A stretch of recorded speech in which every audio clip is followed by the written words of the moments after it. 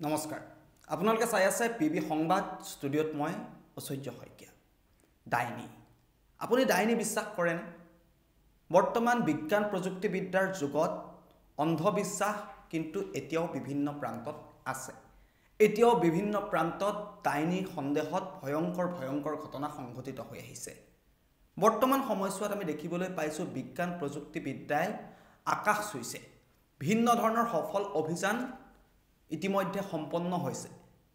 কিন্তু তাৰ মাজতো একাংশ লোক আছে যিয়ে এতিয়াও অন্ধবিশ্বাসৰ বলি হৈ আছে অন্ধবিশ্বাসৰ সন্দেহতেই ভয়ংকৰ ঘটনা সংঘটিত হোৱাৰ উদাহৰণ আমি দেখি আহিছো কেইদিনমান পূৰ্বে তেজপুৰত এটা ঘটনা সংঘটিত হৈছিল তেজপুৰৰ বাঘৰবাৰীত এগৰাকী মহিলাক ডাইনীৰ সন্দেহত জীৱন্তে জ্বলাই দিয়া হৈছিল সেই ঘটনাটো আপোনালোক নিশ্চয় জ্ঞাত তাৰ পূৰ্বেও বহু ধৰণৰ ঘটনা সংঘটিত হৈ আহিছে আৰু পুনৰ আন এটা ঘটনা সংঘটিত হৈছে এই ঘটনাটো শুনিলে আপোনাৰ খং উঠিব কাৰণ ডাইনীৰ সন্দেহত এগৰাকী মহিলাৰ সৈতে সংঘটিত কৰা হৈছে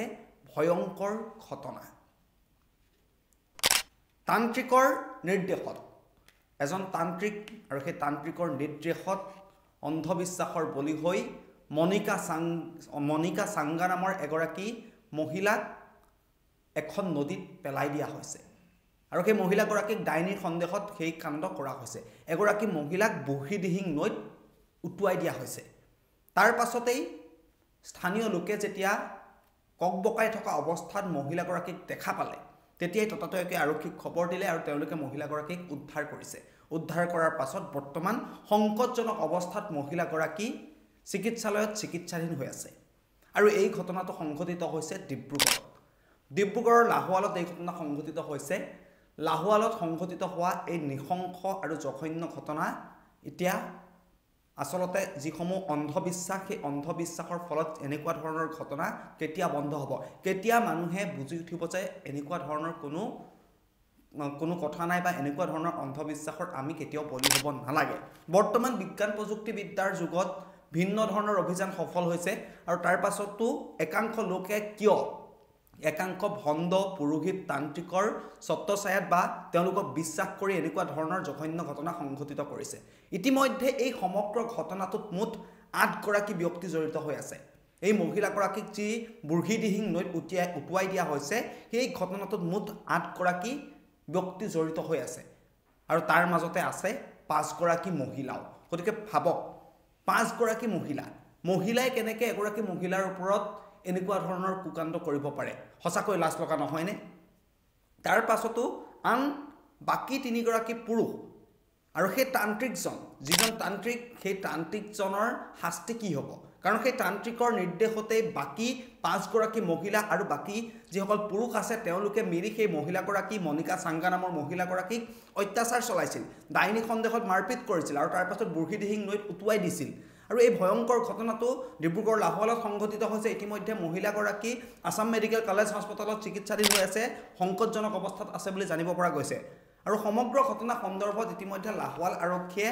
8 গৰাকী লোকক আটক কৰিছে বুলি জানিব পৰা গৈছে আৰু তাৰে 5 গৰাকী হৈছে মহিলা মনিকা সাংগা নামৰ মহিলাগৰাকীৰ যি ডাইনী কাণ্ডৰ সৈতে জড়িত থকা মুঠ 8 গৰাকী লোকক আৰক্ষীয়ে আটক কৰিছে আৰু যি দুজন ব্যক্তি বা পুৰুষক আটক কৰা হৈছে তেওঁলোকৰ নাম হৈছে বিনোদ সাংগা আৰু সুৰুজ সাংগাক ইতিমধ্যে আৰক্ষীয়ে আটক কৰিছে আৰু এই সমগ্ৰ ঘটনা সন্দৰ্ভত যিসকল সচেতন লোক আছে তেওঁলোকে এতিয়া মন্তব্য কৰিছে যে আমাৰ দেশত বা আমাৰ অসমত বা বিশ্বত ইমানসমূহ সফল অভিযান বিজ্ঞানীসকলে সম্পন্ন কৰিবলৈ সক্ষম হৈছে প্ৰযুক্তিবিদ্যা ইমান ওপৰলৈ আগবাঢ়ি গৈছে তাৰ পাছতো এনেকুৱা ধৰণৰ কুসংস্কাৰ কেতিয়া নাইকিয়া হ'ব বা এনেকুৱা ধৰণৰ অন্ধবিশ্বাস কেতিয়া নাইকিয়া হ'ব এনেকুৱা ধৰণৰ অন্ধবিশ্বাসৰ বলি হৈ আৰু কিমানজন নিৰীহ লোকৰ প্ৰাণ যাব বা নিৰীহ লোক অত্যাচাৰৰ সন্মুখীন হ'ব ডাইনী বোলা কোনো বস্তুৱেই নাই এয়া মাত্ৰ মানুহৰ অন্ধবিশ্বাস আৰু সেই অন্ধবিশ্বাসৰ বলি হোৱা যিসকল লোক আছে সেই লোকসকল কেতিয়া সচেতন হ'ব কেইজনমান ব্যক্তিৰ ভাষ্য আছে এই সমগ্ৰ ঘটনা সন্দৰ্ভত আহক শুনি লওঁ তেওঁলোকৰ ভাষ্য যেতিয়া মানুহবোৰে সৌন্দৰ্য সপোনবোৰ দেখি আছে অন্য এখন গ্ৰহৰ আমি সন্ধান কৰি আছোঁ সেই যেতিয়া আমি বৈজ্ঞানিক এখন পৃথিৱীলৈ আমি জীয়াই আছোঁ সেই সময়ত আমি ডাইনী হত্যাৰ দৰে যদি ঘটনাটো শুনাটো প্ৰথম কথাটো হৈছে যে আমাৰ কাৰণে অতি দুৰ্ভাগ্যজনক ঘটনা আৰু এগৰাকী মহিলাক নিৰ্মমভাৱে প্ৰহাৰ কৰা ডাইনী বুলি অপবাদ কৰা তাৰ পাছত বস্তাত ভৰাই আমি নদীত যদি দলিয়াই এই গোটেই ঘটনাবোৰ আমি যেতিয়া ভাবোঁ বা যেতিয়া চিন্তা কৰোঁ আমি খুব মৰ্মাহিত হৈ আহিছোঁ গতিকে আমি পুলিচ প্ৰশাসন স্থানীয় প্ৰশাসন জিলা প্ৰশাসন আমি এটাই কথা কৈছোঁ ইয়াত কঠোৰতম হ'বলগীয়া আছে আইনী ভাষে কঠোৰতম হ'বলগীয়া আছে আৰু একে সময়তে আমি এখন সমাজক শিক্ষিত সমাজক গঢ়ি তুলিব লাগিব এয়া আছিলে ভাষ্য আপোনালোকে শুনিলে আৰু লাহোৱাল ঘোঁৰামৰা আৰক্ষী চকীৰ অন্তৰ্গত শিঙিমাৰীত সংঘটিত হোৱা এই ঘটনাৰ সন্দৰ্ভত আপোনাৰ মতামত কি সেয়া কমেণ্টত জনাওক আৰু কেতিয়া এইসকল অন্ধবিশ্বাসী লোকে সচেতন হ'ব আৰু বিভিন্ন প্ৰান্তত বিশেষকৈ গ্ৰাম্য সমাজত পিছপৰা অঞ্চলসমূহত এনেকুৱা ধৰণৰ ঘটনা প্ৰায়ে সংঘটিত হয় মই প্ৰতিবেদনৰ আৰম্ভণিতেই কৈছিলোঁ চাঞ্চল্যৰ মাৰ এতিয়ালৈকে যোৱাই নাই কাৰণ সিদিনা তেজপুৰত এটা ঘটনা সংঘটিত হৈ গৈছিল এগৰাকী মহিলাক জীৱন্তে জ্বলাই দিয়া হৈছিল আৰু তাৰ পাছত পুনৰ ডিব্ৰুগড়ৰ লাহোৱালত এই ঘটনাটো সংঘটিত হ'ল আৰু যি কেইজনক ইতিমধ্যে আটক কৰা হৈছে তেওঁলোকৰ শাস্তিৰ ইতিমধ্যে দাবী জনাইছে আৰু যিসকল ভণ্ড পুৰুষ আছে সেই ভণ্ড পুৰুষসকলৰ ভণ্ড পুৰোহিত বা ভণ্ডৰ যিসকল তান্ত্ৰিক সেই তান্ত্ৰিকসকলৰ ওপৰতো আচলতে বিহিত ব্যৱস্থা গ্ৰহণ কৰিব লাগে কাৰণ একাংশ ভণ্ড তান্ত্ৰিকৰ ছত্ৰছায়াত পৰিয়েই এনেকুৱা ধৰণৰ জঘন্য ঘটনা সংঘটিত হয় আৰু মনিকা চাংগা নামৰ মহিলাগৰাকীৰ সৈতে যি সমগ্ৰ ঘটনাটো সংঘটিত হ'ল ডাইনীৰ সন্দেহত যি আচলতে ভয়ংকৰ আৰু নিকৃষ্ট ঘটনা সংঘটিত কৰিলে